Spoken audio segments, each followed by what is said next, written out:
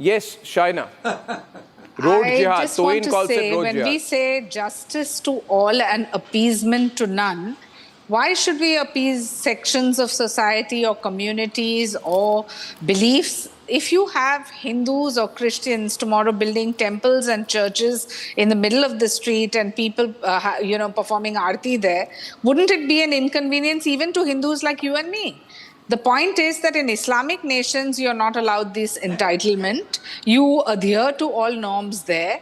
And the distinction, which Tuhin said, is absolutely right. There is a difference between a procession. You can have a julus, you can have a Ganpati Visarjan, you can have a procession, but that it does not amount to, an azan and praying on the streets.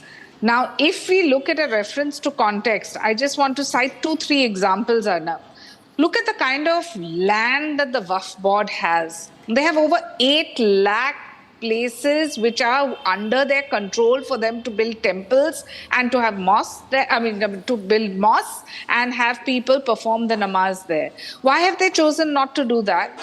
They have chosen not to use Waqf land or Waqf properties where they can use it for solely for namaz, but they would like to inconvenience public at large by having these kind of, namaz on the streets, which is really an inconvenience to all. And I would say the same. Even if the Hindus decided tomorrow to have aartis in the middle of the road, we would say that that is not welcome because that is an inconvenience to all. So when we talk about the larger viewpoint, which is justice to all and appeasement to none, the philosophy is this, that you cannot be pandering to vote banks and pandering to sections and segments of society. And the Muslims themselves know that even, forget the UAE, there's so many Islamic countries which do not allow this. So why should India always be the one? Why should Bharat always be the one that is only pandering and giving in?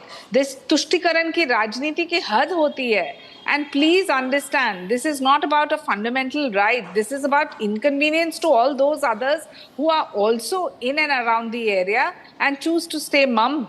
Let's not forget what all has happened in West Bengal. You have seen during Ram Navami what happened. I don't even want to get into a competition of where what has happened. The distinction is prayer, which is in your home or in your private space, and the Waqf board has enough places if they'd like to give them. They're welcome to do so. We have no objection to that. Shaina, the reason I gave the UAE argument is because there are some people like Mohammed Suleiman who are saying that if I say or you say that you should not offer namaz on the roads, then you are anti-Islamic. It's not true. UAE is an Islamic nation. It's not true. And in the UAE, they don't even allow an individual to perform namaz on the streets. 1 minute, Mr. Suleiman, let me make my point. Let me make my point. Have the patience to listen to others' point of view. Don't overexert your right just because you are a senior man. You think you can make everybody be quiet. We will not be. I am not obliged to listen to everything you say. Anyway, okay, I have a narrative. I'm a bad man. Now let a bad man have his say. Listen to me. In the United Arab Emirates, so I am educating you on the UAE.